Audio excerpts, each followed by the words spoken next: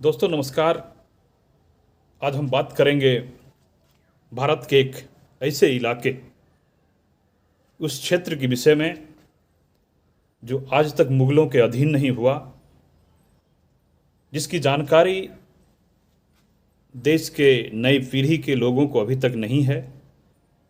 उसी संदर्भ में आज बात करेंगे। हमारे बीच मेहमान हैं इतिहास पे पैनी नज़र रखने वाले सुदीप प्रताप सिंह जी, और आज उनसे हम जानेंगे कि कौन सा वह देश का इलाका है जो मुगलों के अधीन नहीं हुआ और मुगलों को लड़ाई में पराजित करते रहा और पराजय की स्थिति में बना रहा। सुदीप प्रताप सिंह जी से जान। नमस्ते भैया जी। जब भारत के इतिहास को हम देखते हैं तो ये समझ में आता है कि जब से मुगल का आक्रमण हुआ है, भारत के हर भूभाग ने प्रतिकार किया है। उत्तर पूर्व का भूभाग, जिसे हम प्रज्ञा ज्योतिष या कामरूप, बाद में कामता के नाम से जानते हैं, वहाँ के प्रतिकार का एक अद्भुत कहानी रहा है। सर्वप्रथम मोहम्मद बिन बख्तियार खिलजी, जो नालंदा यूनिवर्सिटी को ध्वस्त करके पूरे भारतवर्ष को रौंदते हुए बंगाल के राजा परीक्षित को परास्त करते हुए असम में जब गए, तो वहाँ के राजा मगध राजा ने उन्हें परास्त किया। और परास्त ही नहीं किया, उनके कुछ दिन के बाद इतिहासकार दो चीज़ बोलते हैं। एक तो प्राकृतिक मृत्यु हो गई, दूसरा उन्हीं के सिपा सालार ने उनकी हत्या कर दी। तो ऐसा सूरमा थे। कुछ 1228 ईस्वी में जब अहोम वंश का शासन अपने उत्तर पूर्व असम और उत्तर पूर्व के राज्य में स्थापित हुआ, सुखापा जो बताया जाता है आज के चाइना, माओ मांग नामक शहर से आए थे, तो उन्होंने वहाँ पे अपना शासन स्थापित किया। बेसिकली वो लोग शिवाइट या प्राकृतिक पूजक थे, जो हिंदू समाज का एक अंग है। और जब उनका शासन हुआ और हिंदू वहाँ के जो भी छोटे छोटे राजा थे, जमींदार थे, उनको उन्होंने एकत्रित करके अपने अधीनस्थ किया। उस समय में दो ही प्रमुख राज्य वंश हुआ करता था, जिसे हम बोलते हैं कचरी और चुतैया, और उसके पश्चात उनका शासन स्थापित हुआ। अहोम 16वीं शताब्दी में जहांगीर और औरंगजेब के समय, कुछ 1615 ईस्वी से 1682 ईस्वी, जिसे कुछ 68-70 साल कह सकते हैं, कुछ 18 बार मुगलों ने आक्रमण किया और 18 बार मुगल को परास्त किया गया। और जब अहोम वंश का हम शासन प्रणाली को देखते हैं तो कुछ 1662 की ये युद्ध है, जब बंगाल के गवर्नर मीर जुमला द्वितीय ने अपनी सेना के साथ असम पे आक्रमण किया। उस समय में वहाँ पे जयध्वज सिंह का शासन हुआ करता था, राजा थे अहोम के, और उनके राज्य में कई सारे लड़ाई झगड़े आपस में हुआ करता था, और शासन की जो उत्तमता थी उस समय नहीं था। और इसी का फ़ायदा लेते हुए मीर जुमला द्वितीय ने आक्रमण किया, और आक्रमण में अहोम को पहली बार परास्त होना पड़ा। अहोम परास्त हुए, राजा जयध्वज सिंह वर्णाप्रस्थ हो गए, वन की ओर चले गए, और इनकी किला को फतह कर लिया गया। जब बारिश का समय शुरू हुआ और वहाँ के बारिश और वहाँ के जो प्रकृति है वो काफ़ी लंबे समय तक बारिश होती है, तो मुग़ल जो सैनिक थे वो फंस गए और कई सारे लोगों को बीमारी से मृत्यु होने लगा। उस समय जयध्वज सिंह ने फिर से आके आक्रमण करने का कोशिश किया, परंतु वो सफल नहीं हो पाए। और 1663 ईस्वी में घिलाजी झीरघात करके एक संधि हुआ, और वो संधि आपको दर्शाता है कि हिंदू मानसिकता और मुग़ल की मानसिकता।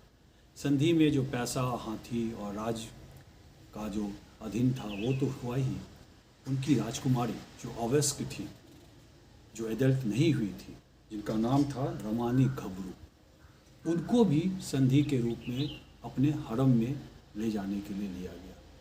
और जब इसका आप वर्णन इतिहास में पढ़ेंगे तो आपके रोंगटे खड़े हो जाते हैं, आपके शौर्य को पुकारता है कि कैसे राजा जयध्वज सिंह, जो एक पिता भी थे, उनकी महारानी जो एक माता भी थी और महारानी भी थी, और अपनी बेटी जो गुड़िया लेके उस समय में खड़ी थी, और एक बारिश का समय था, और कैसे उनको उनके सामने से ले गए और ये कितने कमज़ोर थे जो अपनी बेटी को नहीं बचा पाए।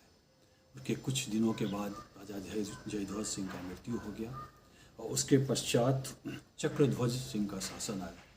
चक्रध्वज सिंह लचित बरफुकन, जो उस समय उनके अंगरक्षक में प्रमुख थे, उनको सेनापति के रूप में चुना और उन्होंने मुगलों से बदला लेने के लिए, प्रतिकार करने के लिए, अपने राज्य को वापस लेने के लिए एक योजना बनाने को बोला। इस योजना के तहत इन्होंने मुगलों का प्रतिकार शुरू कर दिया। जो भी संधि हुआ था घिघली झड़ घाट में, उस घिघली जी घाट में, उसको उन्होंने मानने से इनकार कर दिया और युद्ध की तैयारी शुरू हो गई। राजा राम करके उस समय में औरंगजेब का एक सेनापति था, जिनके अधीन में मुगल सेना आक्रमण किया और एक भयानक, एक भीषण युद्ध हुआ।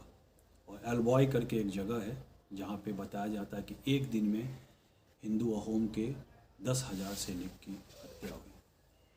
परंतु एक चीज़ सोचने वाला था, इससे जो पूर्व के हिंदू राजा थे वो युद्ध के सिद्धांत जो हिंदू संस्कृति में थे उसके अनुसार करते थे, परंतु छत्रपति शिवाजी महाराज के समकालीन लचित बरफुकन वो उस पद्धति से नहीं आते थे। और वो जानते थे कि मुगल जो संधि में किसी के राजकुमारी और बेटी को भी मांग सकते हैं, उनसे कैसे युद्ध करना है। और वो जानते थे मुगल से एक खुले मैदान में युद्ध करना मुश्किल होगा। और अपने जो पानी का सैनिक थे अहोम के, वो बहुत बलशाली और बहुत ट्रेंड सैनिक थे। इसीलिए उन्होंने इस तरह से व्यूह रचना की, दीवार डाल के, गड्ढा बना के, कि मुगल सैनिक सराय घाट के तरफ आए और वहाँ पे एक भीषण युद्ध हुआ। बताया जाता है कि अहोम राजा के जो सैनिक थे, जो असम हिंदू के सैनिक थे, वो मुगल समाज सैनिक से काफ़ी कम थे, परंतु इनकी जो व्यूह रचना थी, इनका नाव छोटा था, इनके जो सैनिक थे वो नाविक भी थे और हथियार भी चलाते थे। और ये सब करके और एक एक हिंदू परिवार से हर एक हिंदू के पुत्र ने उस हिस्से में, उस युद्ध में भाग लिया। एक भीषण युद्ध हुआ और इस युद्ध में वो परास्त हुए। और परास्त ही नहीं हुए, उसके पश्चात उनका आक्रमण करने का जो सोच था वो भी नष्ट हो गया। और उसका एक ही सेनापति थे, वो एक ही सेनापति थे, एक ही योद्धा थे, लचित बरफुकन। और ये युद्ध जो हुआ था वो उदयदित्य सिंह के शासनकाल भी हुआ था। और ये सराय घाटी का युद्ध, और हम जानते हैं 24 नवंबर को लचित बरफुकन का दिवस बनता है। और जो gold medalist NDA national defence academy में जो गोल्ड मेडलिस्ट कैडेट होते हैं, उसे भी लचित बरफुकन मेडल से नवाजा जाता है। इतने वीर थे। आप समझिए कि करीब सेना के 1/4 भाग होते हुए, मुगल सेना के 1/4 होते हुए भी मुगल सेना को परास्त किया, जो उस समय में अजय माना जाता था। और औरंगजेब के दरबारी और राजा राम जब उनके बारे में लिखते हैं तो उन्होंने उनकी साहस, उनके युद्ध नीति की प्रशंसा करते हुए लिखा था कि हर एक सैनिक को हर कृत्य करने का जानकारी था। ये था बरफुकन।